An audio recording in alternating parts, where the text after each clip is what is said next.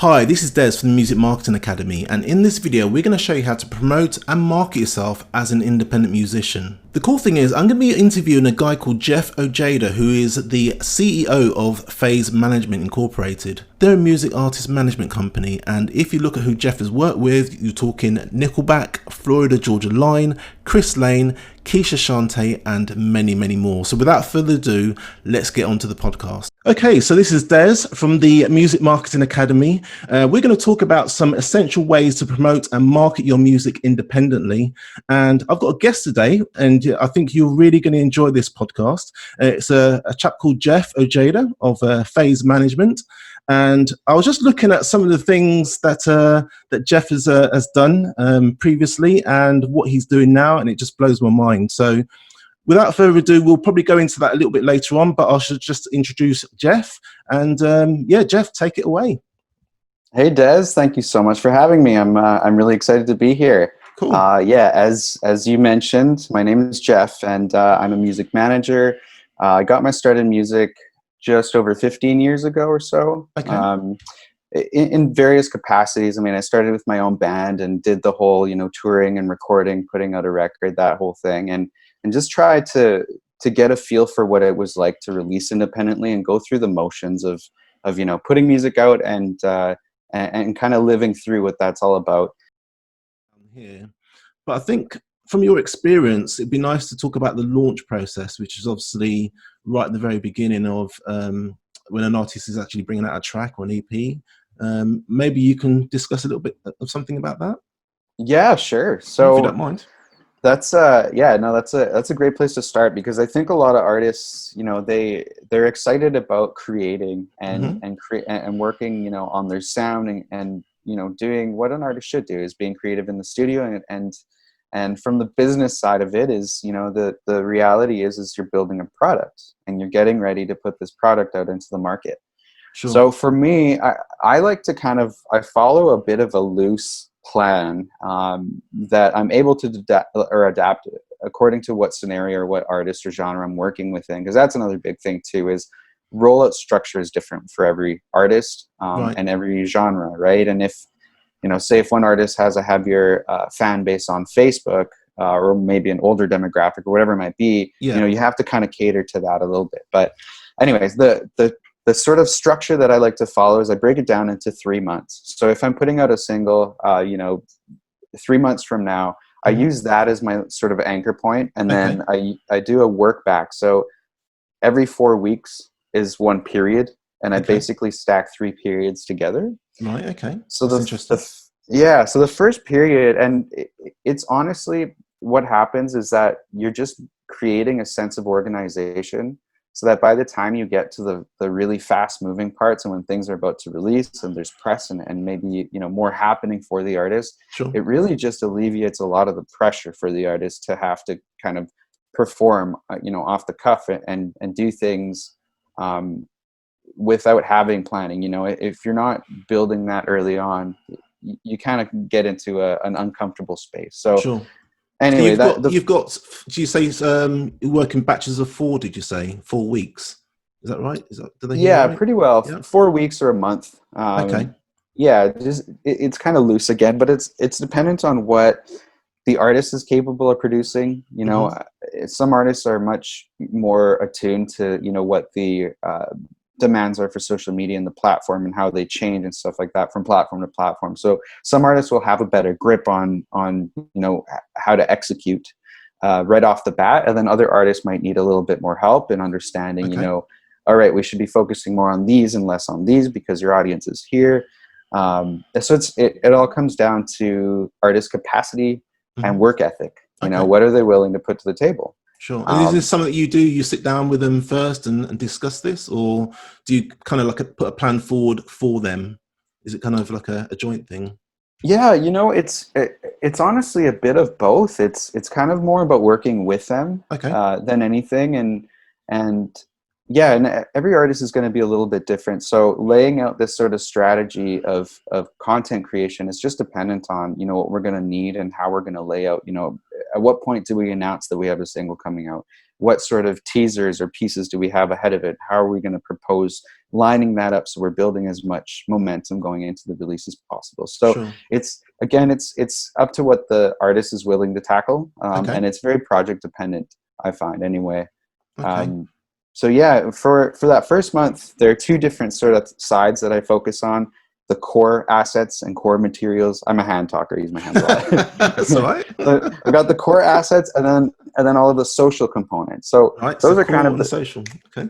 yeah, yeah. So core assets, what are those? Those are promo photos. So if you have, I mean, with phones these days, you can do pretty brilliant, photo shoots on your own and whatnot. And the demand for high quality isn't really there necessarily as much anymore. So, artists are able to do a selfie and use that as their press photo.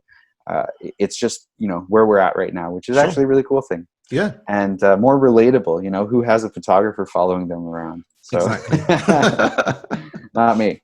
So yeah, the core assets being like promo photos, your logo, single artwork, your bio, lyrics, anything that are, sort of the core components to pitch Hmm. the song, right? Sure. Give everyone a snapshot of every single thing that you have that's going to support, the core of this thing in getting out the gate, I guess, Yeah. in a sense. The other side of things is the social aspect. So Sure.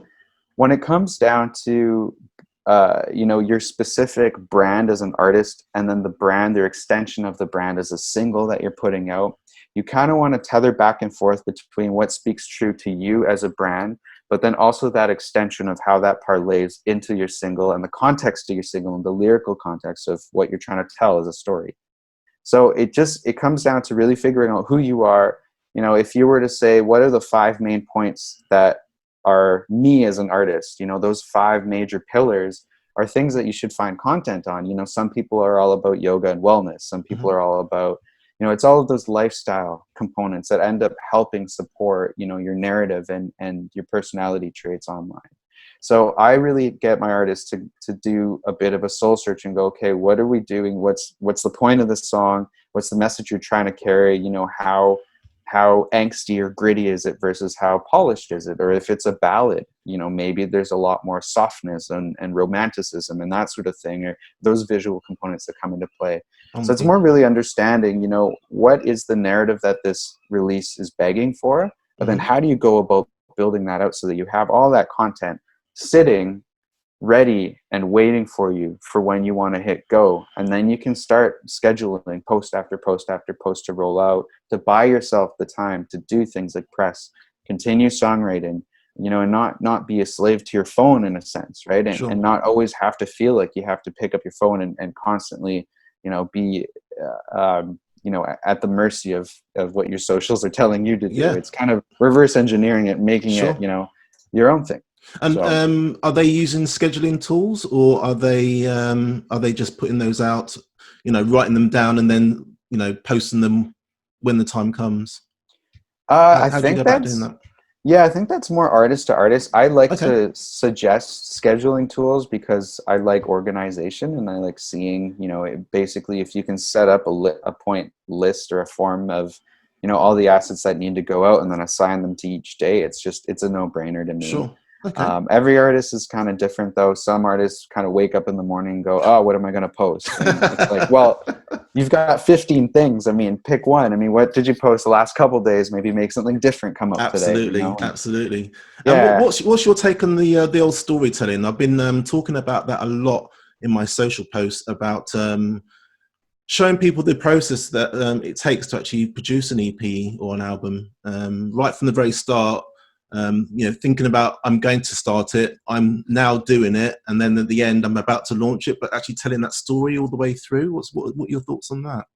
I love that. Yeah, Yeah, I think more than anything these days too, like there's such a disconnect between and almost like a hierarchy between the established artists like, I don't know, Miley or Katy Perry or anyone like that, obviously has a tremendous team, big budgets and that sort of thing. So they have just a lot more capacity to play with, right? sure. And for someone like them, or an artist at that stature, you put something out and you already have that built-in audience, right? So there's a process in which an artist needs to understand how to, at the early stages, especially rolling out those different components are critical Absolutely. because, and I think last time I spoke with you, the analogy that I like to use is going fishing, Hmm. right? You're on a boat and you have songs in your boat and you're fishing in a sea of all of these different people that you're trying to bring into your world, right? So taking those songs, dropping them into the water, like things like Spotify or YouTube, those are context points that the audiences have a chance to grab onto and use as a vehicle to get into your boat, I'm with you. right? Yeah, and I Good think analogy.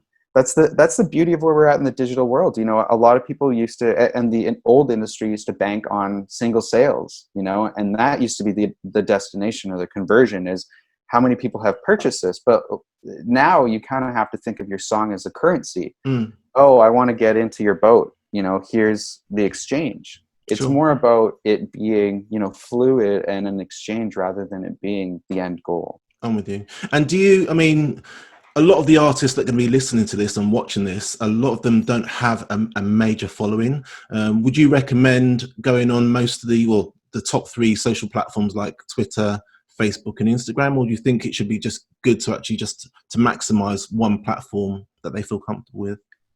Good point. Yeah, I think I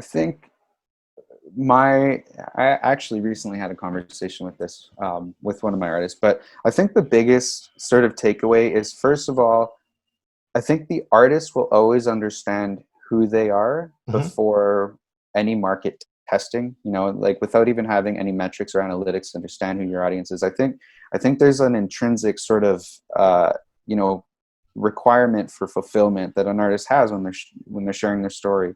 And Sure, it is generational and age dependent to some extent. You of know, if course. you're say in the 35 plus range, you might, you know, lean Facebook.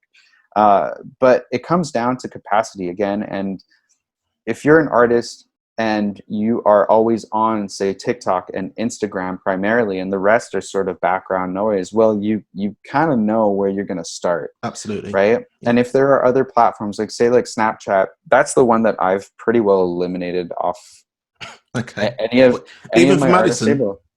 Even for Madison, Wow. yeah, you Okay. know what? It's we're because there comes a point too where we're trying to really understand where we don't want to just easily repeat content, Sure. you know, and there's such a massive requirement for artists and so many different social platforms that it's like at a certain point, you know, they need time to create, and it's okay to take days off and understand that, okay, this platform might not be the biggest one for you, let's keep at it, but let's take a whole different strategy. You know, maybe Okay. it's a once a week or once every 2 week post on this one, and then this one should be daily.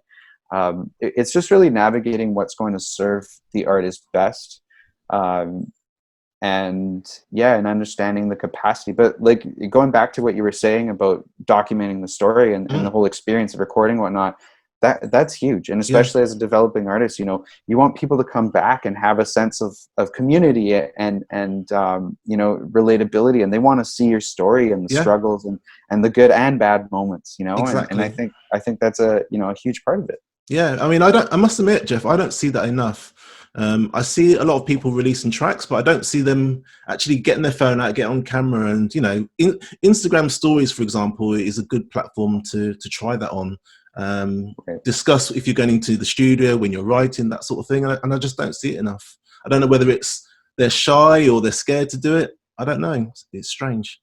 Yeah, you know, I completely believe that as well, and I echo that. I feel like if I were to see more of that process, Yeah, it would just create a greater sense of loyalty, you know, and just you would connect with it a little bit more than absolutely. I just the personally would. surface Yeah. value.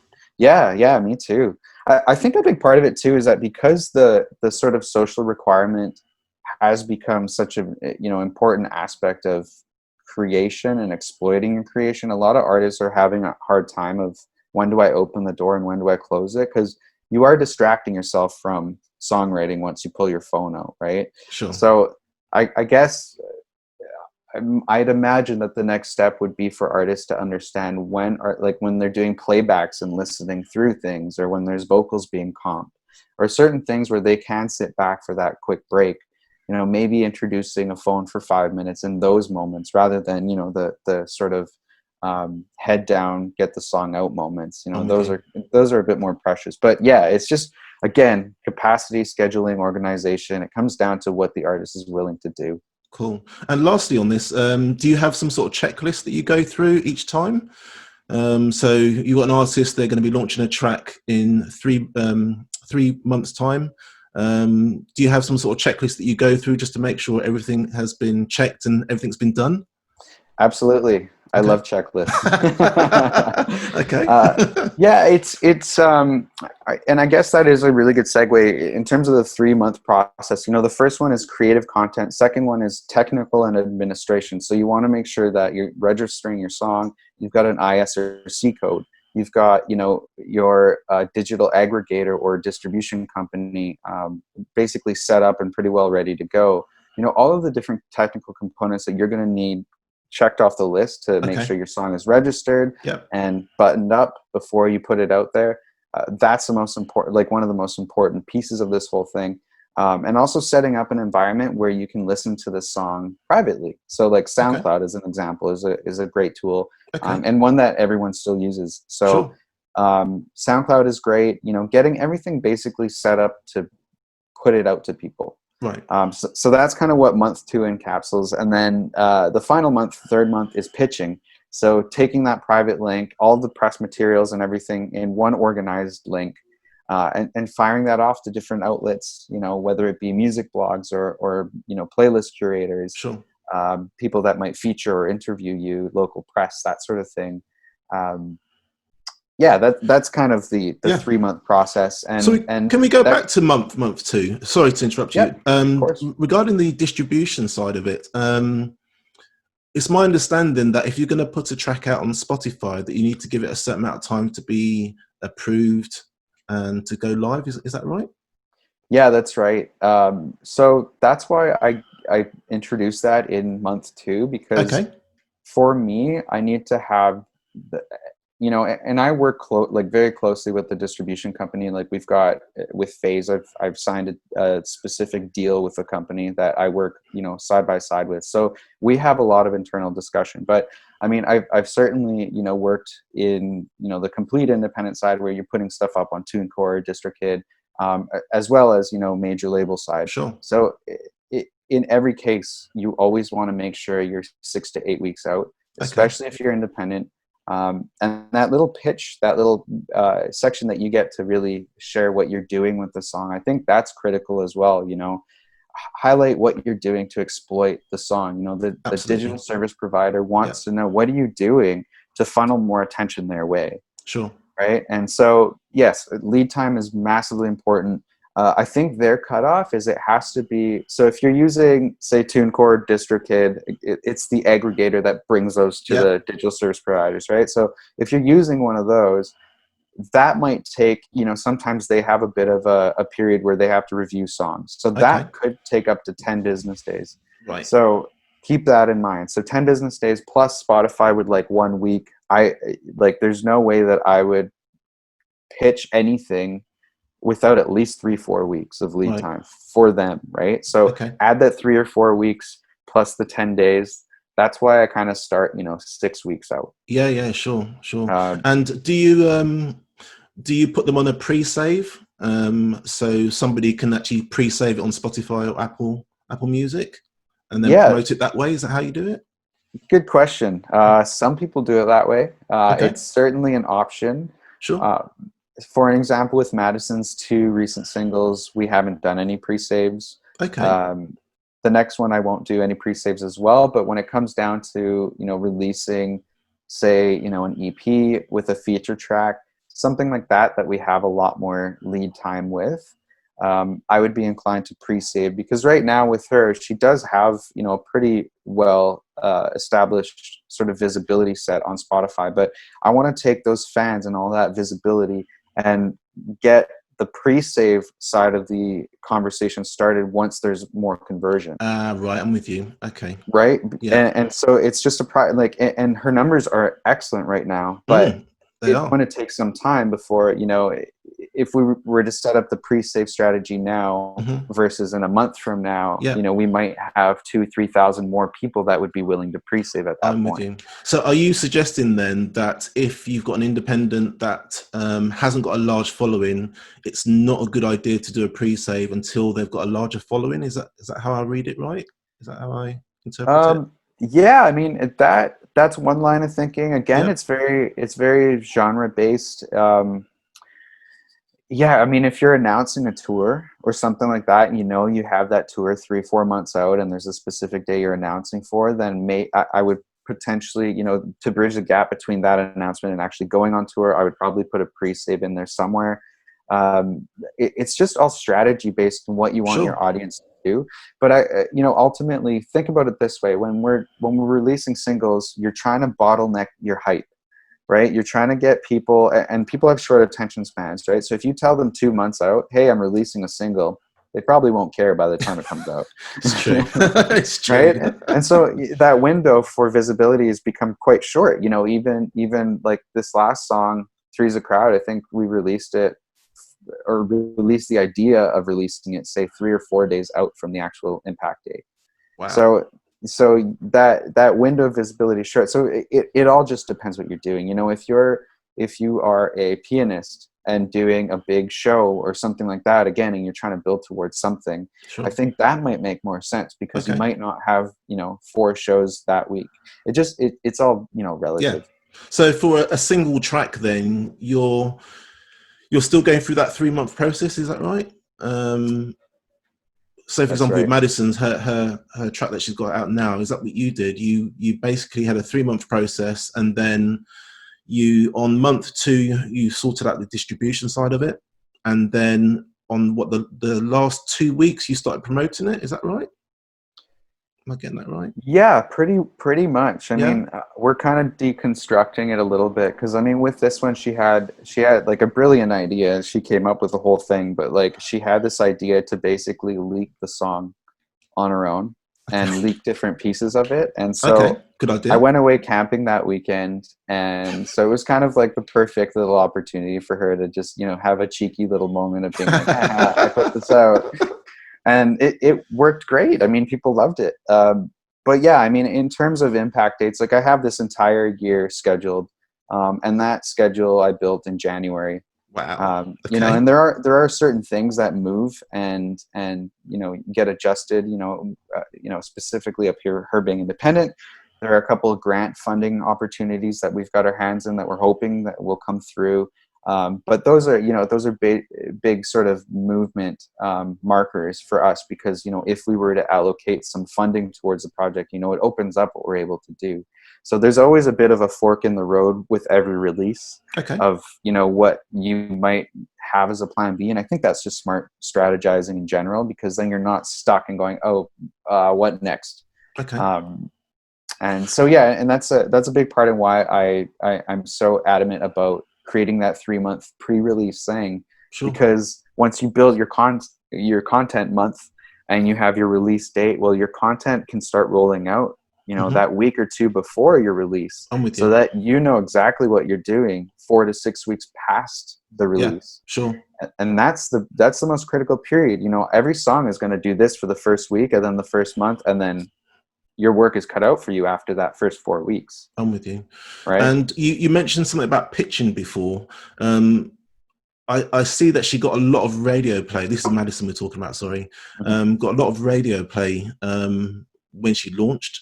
Is this something that you start doing as in pitching on month 2? Or would you start doing that on month 3, letting the radio stations know that there's a track coming out? When in that process, would you do that? Definitely closer to the release. Okay. Yeah, again, it's one of those scenarios. If with radio, it's very different, especially in pop music. I mean, you can have a song out and, you know, out for streaming and on DSPs, you know, 6 months to a year, 2 years even. Some songs are getting picked up on radio. So the servicing date and the impact date for radio and DSPs, there isn't, you know, a right answer anymore. 6 months ago, people would, you know, it keeps changing. And the truth is when you release a song, and you have data to understand behind the song, it gives you the opportunity to make a smarter investment and a smarter decision on Hmm. what songs. Say if it's between two songs, you have a lot of information that is telling you what's the song doing, or what are the two songs doing, so that you're creating an environment where you're not just taking 100% risk, you're calculating your risks a little Yeah, bit more. yeah. So So I think what have there's a you? lot of value there.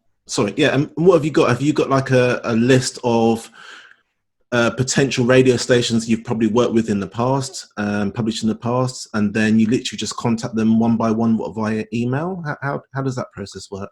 Yeah, pretty well. It comes down to relationships, Yeah. and for example, Maddie, she's gotten a lot of internet radio support, I guess, in the past, and so when she has something coming out, it's a touch point where you go to them and go, hey, we have a new song coming out. Can you please support it?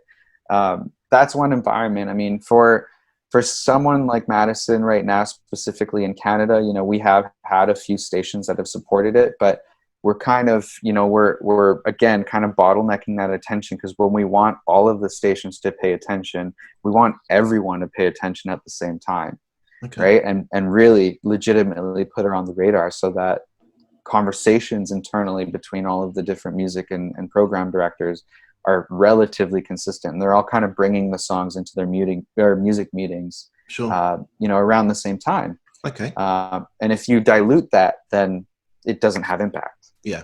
And is that how are you contacting them? Is that just on their contact page, or you just send an email saying, look, I've got an artist that's got a track coming out soon. Do you fancy playing it? Is that how it works? Yeah, I mean, Yeah. with Canadian radio, we have a radio tracker that we're bringing on board that's going to formally be, putting it out and contacting all the stations sort of on our behalf. So did you say radio tracker? Did you say? Yeah, or a radio promoter. Okay.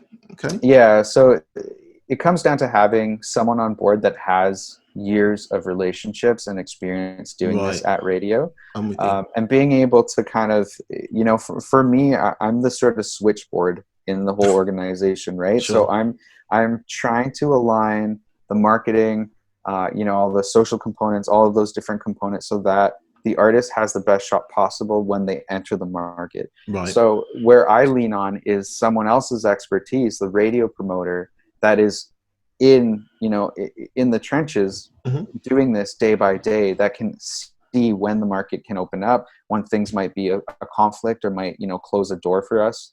Okay. Makes sense. It comes down to me kind of, and going to people that, having humility is important, going to people that know what they're doing better than you would, so that you can make a better educated guess, right? Sure. So, I mean, most of the people listening and watching this aren't going to have a radio promoter. So what would you recommend? How would you recommend they go about getting the radio play that you talked about? Right. So yeah, there are different sort of, I guess, tiers to radio. There's Mm-hmm. commercial radio that Right. reports and gets you on a chart. Typically from most countries that have a radio structure, there's secondary radio that might be reporting, but it's in Okay. B markets, or their tertiary radio, which is the third one down, non-reporter, but still gives you spins and visibility. So it depends on the genre that you're putting out, man. If you're going to be a metal band and you're going after a pop station, it's probably not going to get picked up. No.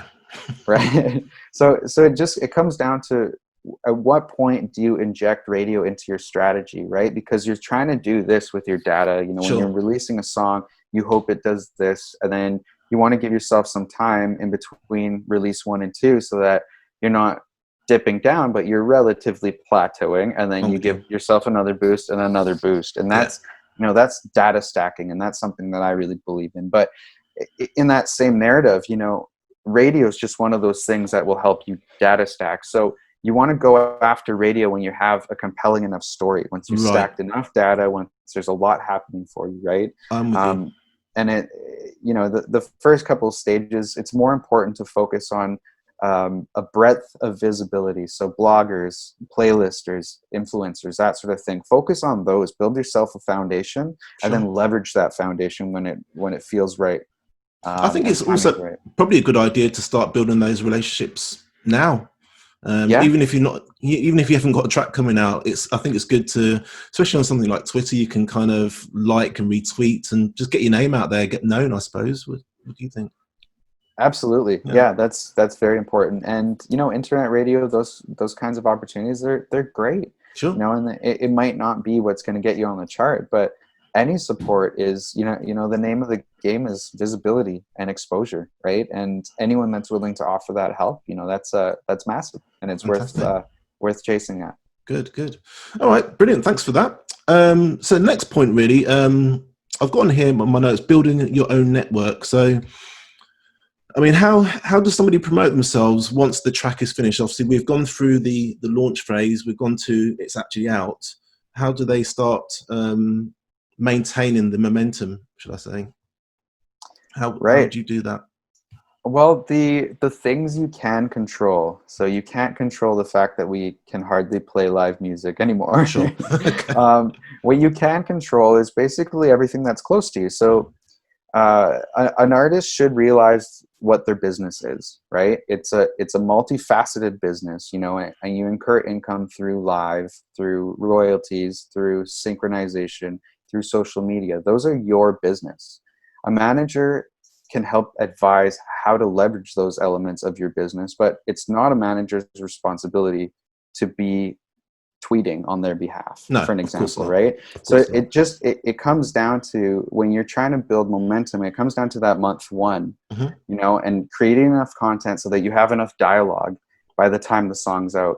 And Sure. the month one, and building, so you pretty well want to build yourself like a month's worth of content. So if you build that in month one and you put that in place right when the single drops, you all of a sudden are doing enough to keep your engagement up and keep your momentum up. And the I'm with you. probability of having all of that organic reach come back into your world, and the people in your world that are actually supportive, the probability of them coming up to the plate and helping you and Mhm. supporting it is much higher than if you were to let the algorithm slowly die on your platforms, right? Like Twitter and Instagram. It's huge. Sure. And without that momentum, you're only hitting a small section of your audience, and it's ultimately just a disservice to yourself. So in terms of keeping momentum, that content piece is important, but also, creating time in the day for dialogue. I think Mhm. that's a massive component of it. And we talked about that as well.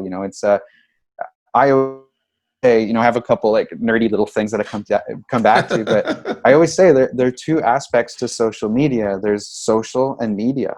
Okay. And social is more important than media. What you publish is one thing, but the dialogue and the conversations you create, that blows all of it out of the water. I'm with you. And that can start before the music. Yeah.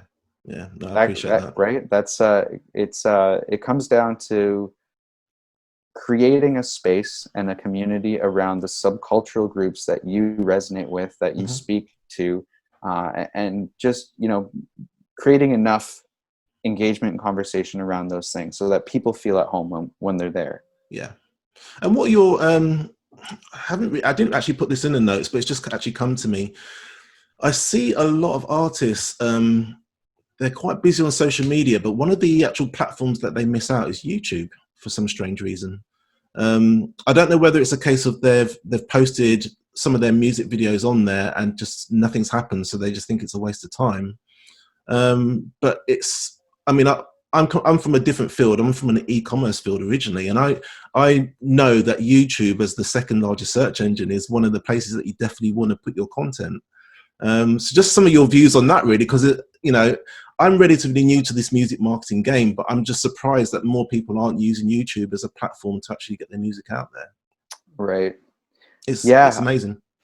That's very true. And honestly, I think a big component of that is being independent and having fear of putting out material that won't visually Right. justify what you're doing, and how much money and effort and everything you're spending on your recorded masters. I'm with you. And I'm I, with I you. think what that comes down to as well is, unless you're doing something like, and this is where TikTok is great, unless you're doing something really clever that's going to catch, viral attention, or people are, something that's share worthy. um, it feels like a bit of a shot in the dark without having a budget to open up, more visibility with a video. And it's really hard to say, okay, artist X artist spend, you know, $2,000 to $5,000 on a video, put it out, and then maybe get, you know, a couple hundred views. Sure. Right. So it's risk mitigation it's pretty steep with YouTube, and unless you have a little bit of money to put behind videos actually getting noticed, it's tricky. It's tricky to cut Yeah, through, I right? And there's bet. a lot of saturation. However, with every single release should be 1 to 2 video components that Yeah, hit YouTube, regardless, I right? agree. I agree. And it has to come out when the single comes out. You have to treat it like it's Spotify, because it is a digital service provider, DSP, Absolutely. right? And it should be treated as so, and it should have priority as well. So yeah, it's kind of one of those. It's a double-edged sword there, where, you know, yes, you should have something on there, but Mhm. really Is it? calculate what you're spending your money on, because you don't want to be over investing in an asset for a song that might not be doing well. You can read the data and understand where that's going, but if there isn't anything really bubbling up, you know, it is a bit of a void. Yeah. I I suppose the way I look at it, I think a lot of artists listening to this and watching this, I think there are so many things for them to do. Unless they've got a team around them, it's probably too much to do, to be fair. They've got to post on social media. They've got to get in touch with influencers, radio stations. They've got to be continuously be on social media, posting.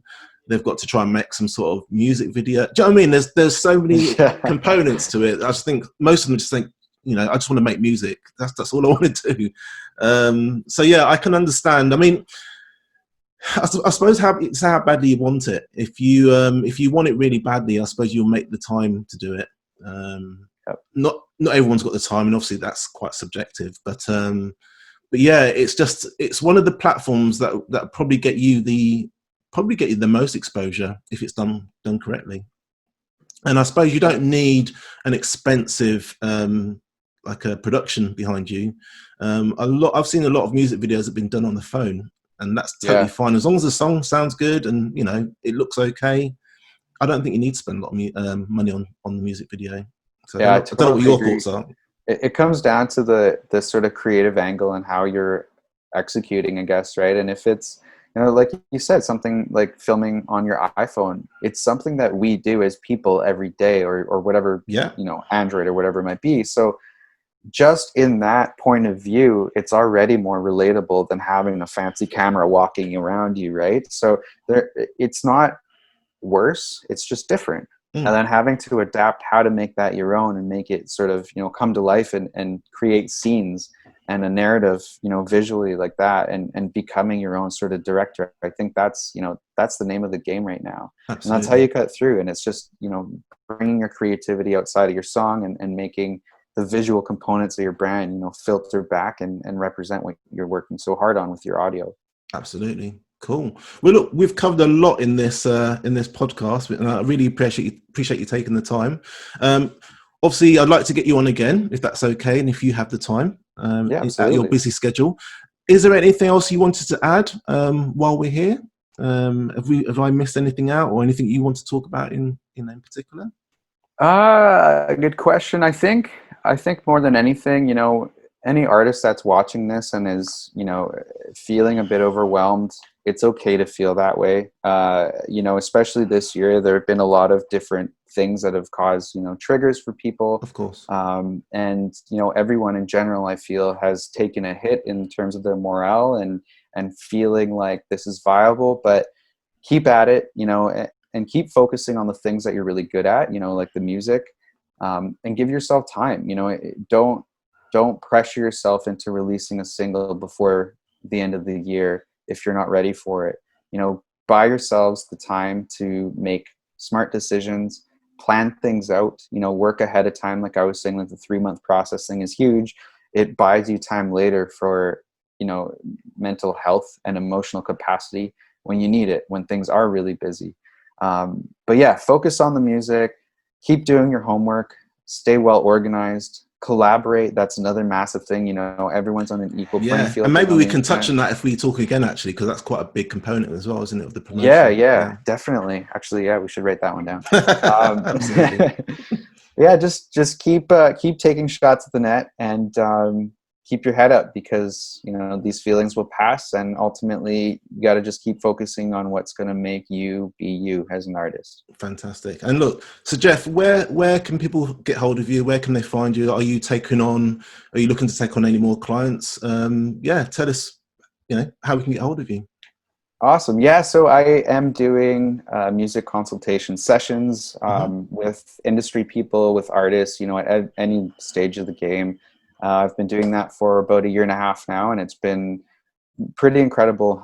And a lot of the artists seem to be coming back for sort of top-ups in between releases and whatnot too. So that's it's been really nice to give back. And you can find me at phasemgmt.com, so PHASEMGMT.com, and just contact me there through the little form, and I can get back to you. But yeah, happy to take on more consultations. If anything, it's a great opportunity for me to give back the many years that I've taken to learn about all these things. And if I can help anyone take a step forward, then by all means.